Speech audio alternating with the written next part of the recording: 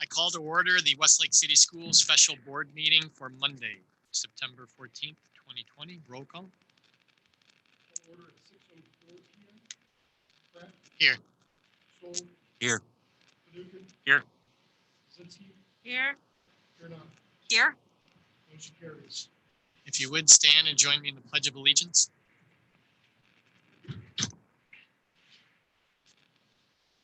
I pledge allegiance to the flag of the United States of America, to the republic for which it stands, one nation, under God, indivisible, with liberty and justice for all.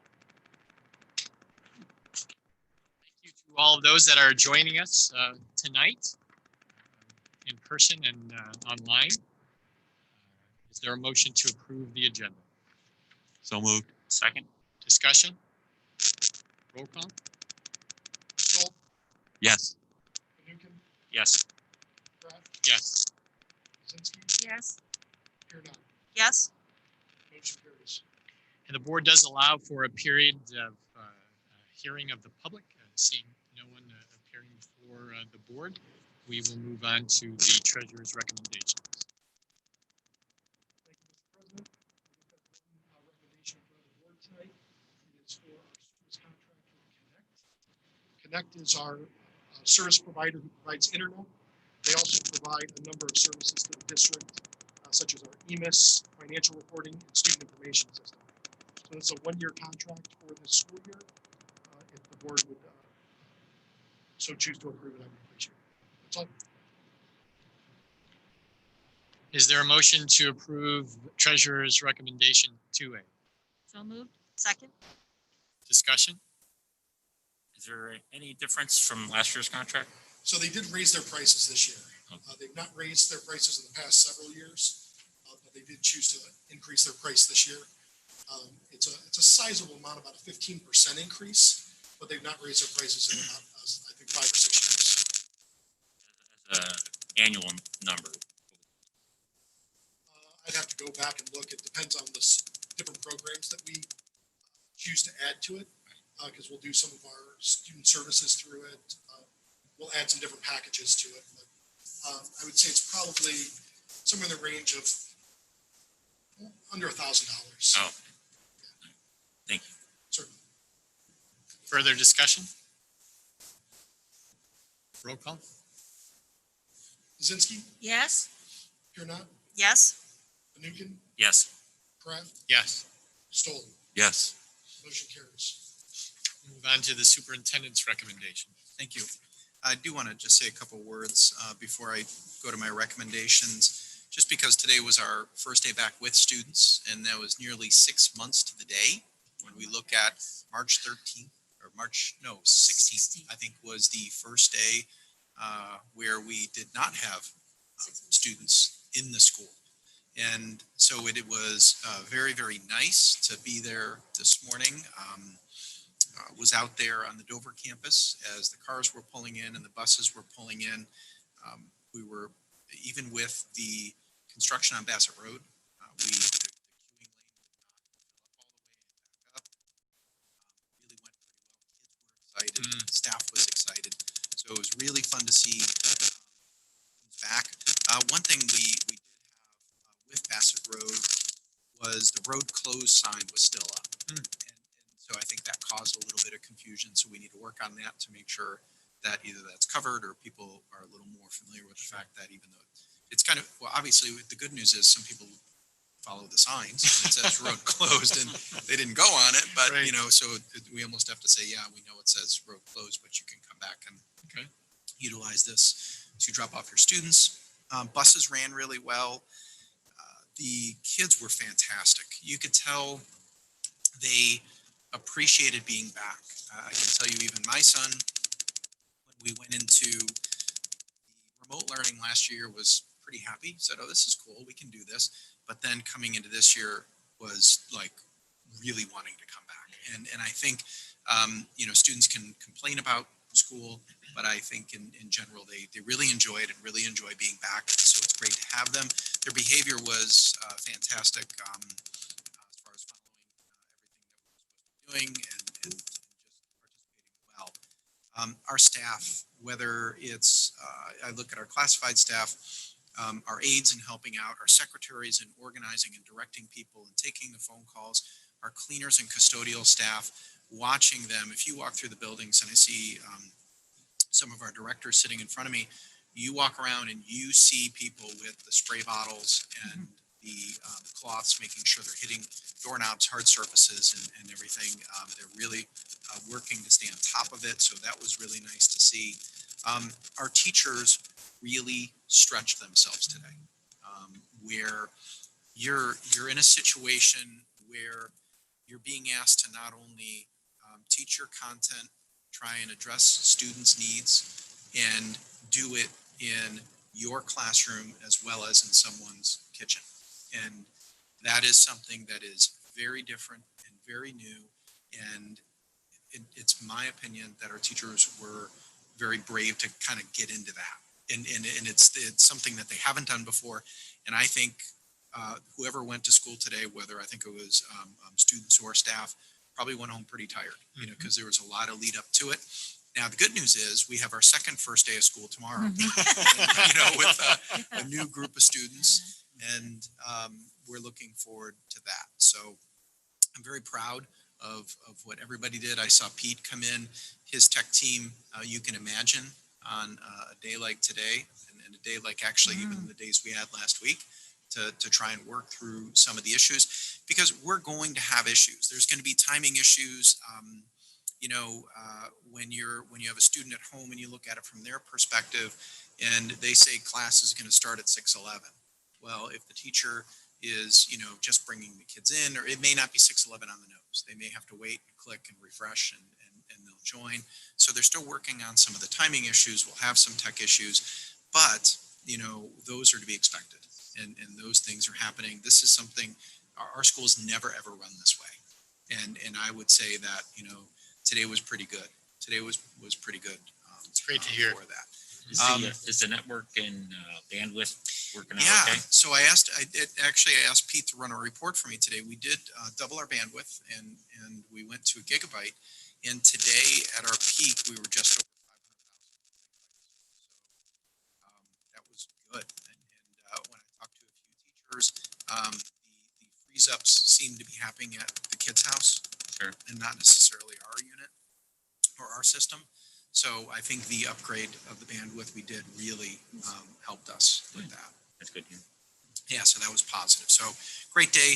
The last thing I want to point out before I jump into my items really quick is thanking John Sobolewski and our Chamber of Commerce, the Power More.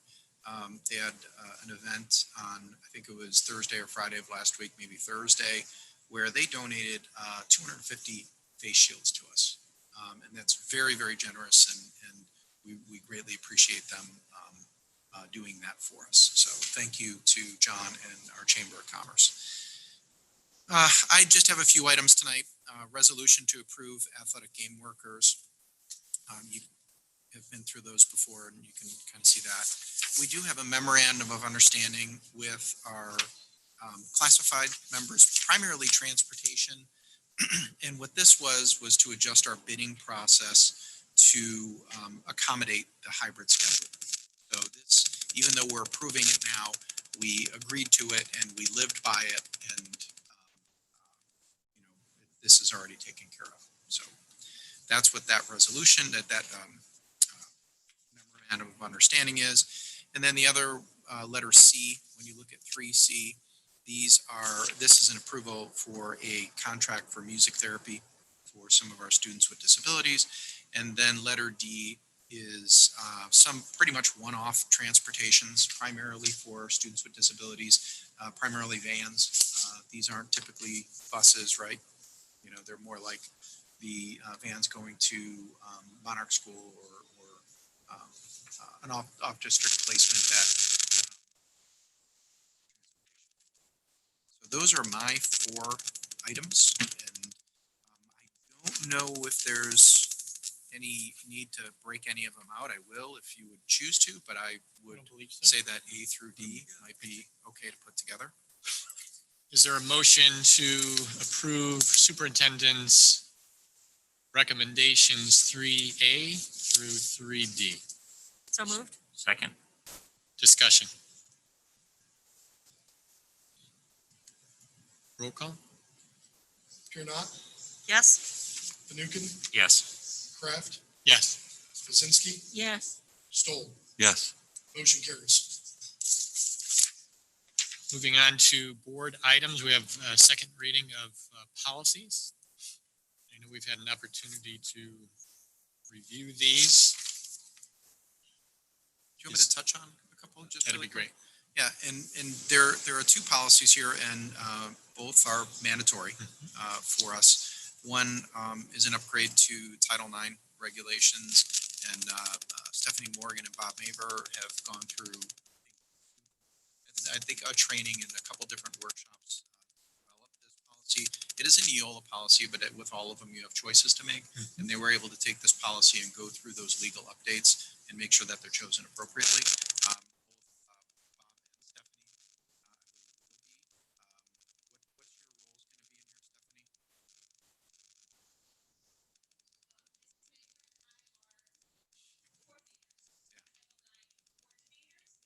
what's your roles going to be in here, Stephanie? Coordinator did all of the investigation and report writing. That has been broken out. It is very different now, where there are defined roles of investigator, coordinator, and then decision maker. So we will be training other administrators in the district to serve in the role of decision maker. While Mr. Maker and I will be coordinators, principals will learn to be investigators, and then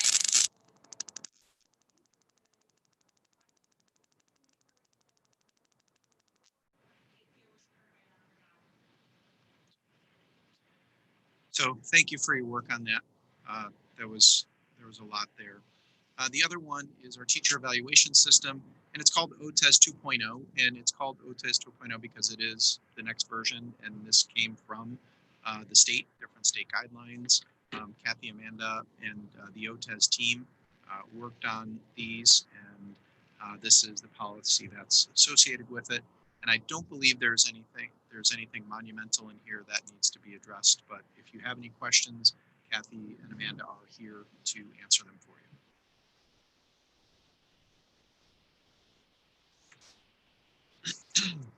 Thank you. Is there a motion to approve board item 4B? So moved. Second. Discussion. I would just like to say thank you to Dr. Morgan, Mr. Maver, Mrs. Maxwell, Mrs. Musselman for all of your work on these. Any additional thoughts or comments? Further discussion? Roll call? Stoll, Yes. Kaczynski, Yes. Fanukin, Yes. Kraft, Yes. here not. Yes. Motion carries. At this time, we'll address board comments. Anyone?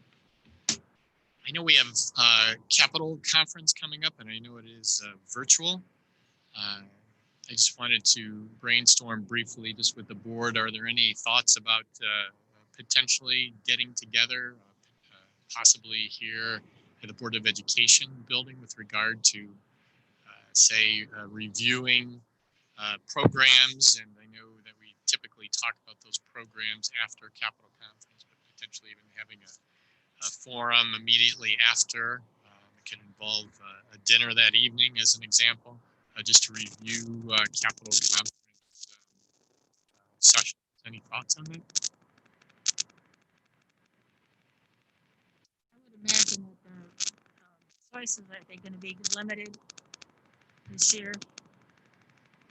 I'm not certain. Is anyone aware of, are there going to be limited formats this year? I haven't heard about limited formats. But I mean, I don't think we'll have all of the choices that we had Okay. before the different classes. All right. We should have a schedule by now. Yeah, so one of the changes that they made is where you normally have the breakout sessions, they're reporting those, and those will be available to view if you choose to purchase a registration with the district, does a district-wide registration. Those will be available to view until December 31st. They are going to do, I guess, a live virtual trade show with vendors on those, 2 or 3 days that they have set up in November. But as for the breakout sessions, the learning sessions, they would be recorded and then available to watch anytime between November, the beginning, which I think is November 9th, maybe, through the end of the calendar. What are they charging, or will it be free because it's virtual this year? No, they're charging the same fee that they normally charge. Oh, It's something like $175 per person. You max out when you reach about 7 participants for the district. The good news on that, though, is with it being recorded, more people would be able to access the various seminars. As the delegate, I believe I have to attend virtually. I believe they are holding the delegate convention virtually. Yeah, It's actually probably not a bad value because, just like Liz said, there's probably at times conflicting time schedules where you'd like to go to one or you'd like to go to both of them. And, we would, in the past, would divide them up. Right. But now you don't have to. So, I think they should have given a break on the cost because we had last weekend there was an assembly that we had a 3-day thing, and because it was virtual, they didn't have the registration fee, which is a couple $100, and I thought that was kind of nice, so I just assumed that OSBA would do the same thing. I guess I'm too cheap. sometimes they'll pay some of their instructors Yeah. that are coming in. They're not all necessarily volunteers. So if we have to pay for, you said we're better to max out first. Yeah, once we get a certain amount of registrations, it becomes free for the entire district essentially, because we've bought X number of registrations. You can think of it this way: we're saving We're saving a lot.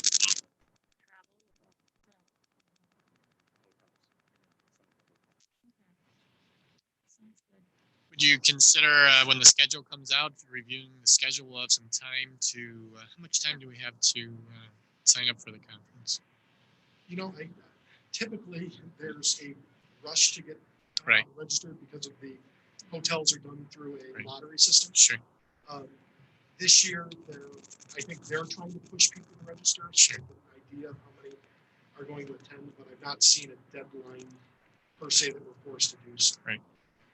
What's stopping, say, Todd Hopkins from registering? And if I may want to take a peek at, as you're reviewing that particular session.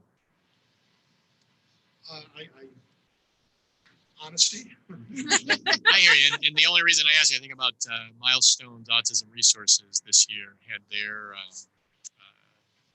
conference, their national conference online, and they actually encourage that.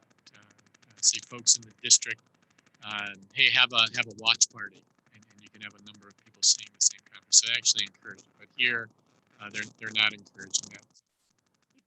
Continuing to buy the district wide, registration of I think it's right around $1,200 or $1,300. Okay. If you buy that district wide, then all administrative staff are available to them. Right. if you're getting continuing education hours, Yeah, sure. that's going to be a big thing. Okay. Which might open it up for some administrators who maybe in the past hadn't gone or could not go for whatever reason this time. Correct.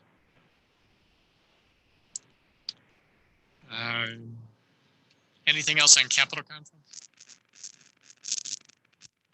I have the good fortune of meeting with Councilman O'Donnell and also Mr. Kosovar. We're going to meet with some Bassett Road residents on Thursday just to discuss our plans and some of their thoughts on the Dover campus.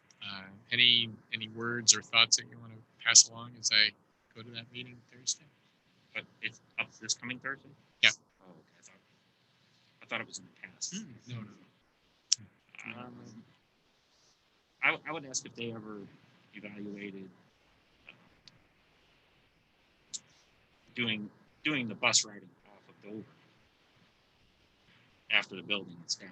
And I don't know how it could be configured, but I think one of the original ideas a while ago was that it came down and that somehow there'd just be an in-out bus lane, just like Where car. on Dover? That is the original.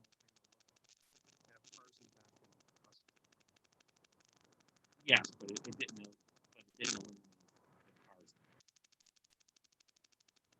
Oh, you mean to keep the cars coming in the front too? Yeah. Yeah, so that there would just be. I see. A simple example would be there's a horseshoe or whatever, and that is just buses. So it is separate from the cars. Yeah. However, that was I think one of the original Yeah. ideas. So and nothing is completely ruled out, and but in kind of seeing the different drawings that have been coming through, one of the issues I think so, one of the issues that the designers are running into is basic real estate, where when you look at the depth of the front between Dover Center Road and the buildings, and then you look at the amount of space that you have from the back of the buildings to Bassett, it's much greater. And so you're trying to duplicate the space you have in the back and the front, and you don't have it. So that's when you put in those serpentine, and it would be like driving on a road or waiting in almost like waiting in a turnstile line at Cedar Point, where you're kind of going through, and it becomes difficult because then you can have kids crossing potentially who are, and if you separate it, let's say you keep the buses south and then the cars north, then you've just made that smaller area smaller for the cars when it's, you know what I mean? Because you only have, if you have a rectangle in the front, and then you take away this part of the rectangle, well, now you only have this part of the rectangle in order to bring the cars through. So they've tried to go through a bunch of the different scenarios and are still trying.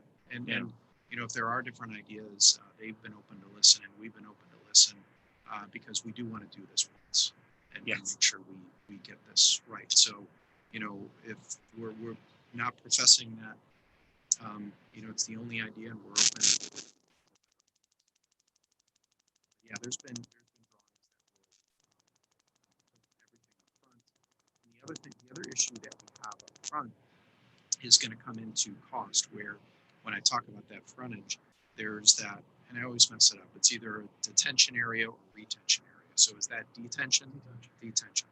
And so we would then have to either relocate underground if we're going to utilize that space. Approaching out. Yeah, so that's another concern. And then the other, we talked about even potentially moving the traffic light. But then when you look at moving a traffic light, you could be looking at different road widening, because by a traffic light you have deceleration lanes as well as turning lanes. And then if you go away from that and you don't have the width for deceleration and turning, then that's another added cost on widening the road.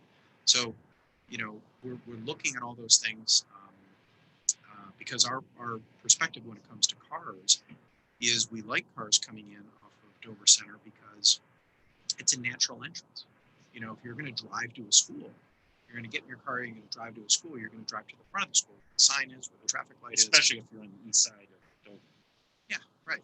Yeah. And so, we're open to looking at all those, and that's going to be a good conversation and presentation to have on Thursday with folks over there too. So. And I think when we talked when you were showing it to me, I think it'll be almost impossible to prevent cars from coming in on Dover, especially if they're east of Dover. They live east of Dover. They're never going to go down past the school to Bassett and then come back in all the way around. Well, we are going to have, if that's going to be the traffic flow, then we are going to ask them to go past the school and go in there and have the buses, because once you just say, hey, everybody on the east, we're not even going to consider having you come over and go in the entrance as everybody else, then everyone's going to pull up in front and say, well, I'm on the east side. you know. Yeah. So it's one where, How did it go today with not using the Dover Center entrance? well, it went well. And so I didn't hear what Liz said. Liz asked the question of how it went this morning with not using Dover Center. Oh. So a couple different things is we still had some people pull in off Dover Center because, like I mentioned before, well, number one, it was the first day of doing something Correct. different, and number two, we're asking them to go down a road that has a road close sign, and so um, we did have some pull up, but the majority did use the back entrance, and that entrance. The nice thing with that one that's already there is that is longer than the queuing lane that we have at the elementary school, and we have more grade levels in the elementary school than we do in obviously Dover campus.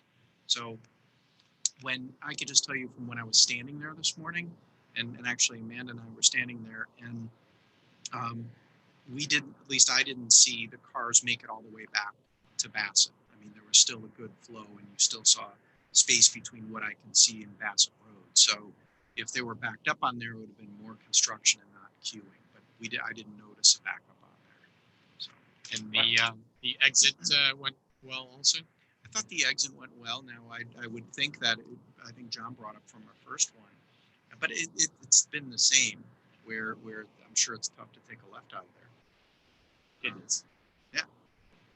And I could say on pickup, if you've ever been there for pickup, that queuing lane is all the way back. It will. I mean, and that's today. That's not without, Right. you know, that's people in front, that's people in the back. So, I mean, it gets pretty full. And then Sure. You got two lanes going out, someone turning left. Right. And you're always going to get somebody turning left, even if you say no left. So, that's why I think those people pick up in the front. And I think it's one where there isn't when you start to do aftermarket changes, you know, and it wasn't part of the initial design. Finding, and that's one of why we've gone through so many designs, is finding that perfect one. You know, even the one when we extend it to your point. So we want to create these loops to go longer. So then we extend it to go right behind DIS, and then we extend the other one to go up the side of Lee Burnison on it would be the south side of that building. Even when you do that, you could be cutting into the play area like Liz brought up at Dover Intermediate School. So you can pull more cars off there, but now you're going to impact the play area over there. So every design we've seen has a give. Yeah. And then it's just determining which give do we want to go with. Well, is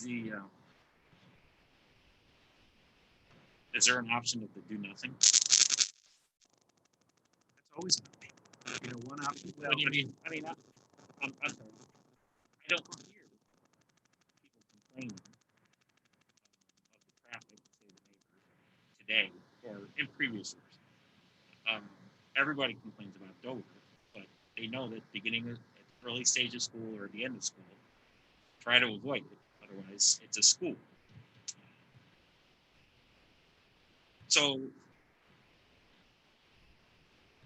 is there really a problem that we're trying to fix? There is versus, a problem. What's that? Is somebody who did the drop off at DIS last year in the pickup. It's a matter of time before there's a problem. My kid was almost hit because the parent wasn't paying any attention. In the front? Yes. So one of the things we could do, and to your point, and actually to both your points, one of the things that we could do is look at what we're doing right now. Let's just say, let's take that approach, because you're right. Doing nothing is always a choice. That's what we're doing today. What's that? I said it's what we're doing today. Right. So we can look at what's happening right now and say that what would it look like if the only thing we changed was behavior, and we said that buses are coming in the front and cars are coming in off the back, and we look at it, we study it, and we say, you know, what does that end up looking like? And maybe we look at it and say, you know what, that's really not that bad. Maybe we really shouldn't do anything. But I agree with Liz where we've been generating some significant safety concerns in regard to the commingling of the buses and the cars up front. Oh, I because- agree. The buses and cars sharing the same entrance. Yeah. Is an issue. Well, but then even as you get around, because then you have cars pulling around buses and you're trying to drop off kids. And so so something has to change. And if it's just behavior and we change our routine, we can try that as well. But, we can assess that as we kind of go through, because Todd would love that. I mean, we had talked about it before. This is an expensive project. Right. And we're going to have to make some choices in this project because it's an expensive project, and all the things that we design and the extra lanes and the extra turnarounds and those type of things cost money, and we're gonna have to make a decision as a Board of Education on whether or not we want to invest that money. So that's not a question that's out of line. I mean, again, being a parent who did Burnson pick up or drop off at times, even when you tell the parents don't drop off right in that bus, they drop off. I mean, the buses line up, they drop off their bus. I mean, there's just some people who just won't follow any kind of guidelines, which is unfortunate because that's when we do have to. I do think what the problem is, like you described, is that the bus and cars fighting for that same spot to get in, and especially if you're coming from the south, turning left into the schools. Well, one of the biggest areas that we saw is when people would be coming from either direction and taking that quick turn to the DIS loop. Yes. And because you can have a ton of space up front, but then once that first turn gets blocked, Dover Center's, back past Hill. Yes. So, but yeah, we're doing that on Thursday. Yeah, right. We'll, more to I come. would Yeah. just, remember how when we were before we built the elementary school, the residents back at West Town were all, alarmed and, oh, this is going to be horrendous. And it didn't turn out to be that way. So just remind them that this is just certain times of the day, and it's not going to be as bad as they're visualizing. Also, do you anticipate any issue when we take down the school, Old Dover Elementary School?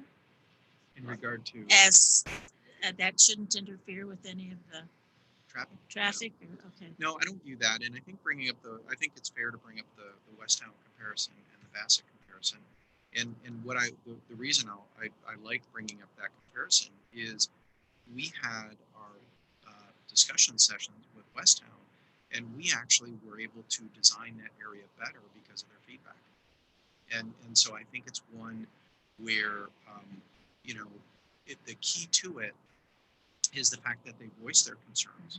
We listen to their concerns, and we address their concerns, and I think because of that, they have been relatively pleased. At least I haven't heard anything, and I've even talked to some of the people who they appreciated the fact that we listened and we actually did some things differently because they live there, they know that area. We want to listen to the folks on Bassett. They live there, they know the area. John was saying if you have done drop-offs and you've done pickups there, they've been there every single day, living there and kind of seeing that. So we definitely want to hear from them. Hopefully, based on, with the session that's going on Thursday, we can get some good feedback and make sure that when we do design, we design it better. So. Well, thank you. I'll let all know that the Board of Education is all ears, and we'll share our ideas, but we'll also listen to ideas. Thanks for spending some time on it this evening. Any other board comment? I'll just say thanks to our amazing staff and our amazing students, our amazing families for all the tremendous work that was done today. Sounds like it was an outstanding day. The more and more we talk about it, so congratulations, and keep working hard and get a lot of rest tonight, and get ready for another fantastic day. Is there a motion to adjourn to executive session to discuss the appointment, employment, dismissal, discipline, promotion, demotion, or compensation of an employee or official, to discuss the preparing for, conducting, or reviewing negotiations or bargaining sessions with employees. So moved. Second. Discussion? Roll call? Enter into executive session at 6:39 PM. Here not, Yes. Lincoln, Yes. Kraft, Yes. Zinsky, Yes. Stoll. Yes. Motion carries. All right, the board will take no action in executive session or when we exit executive session.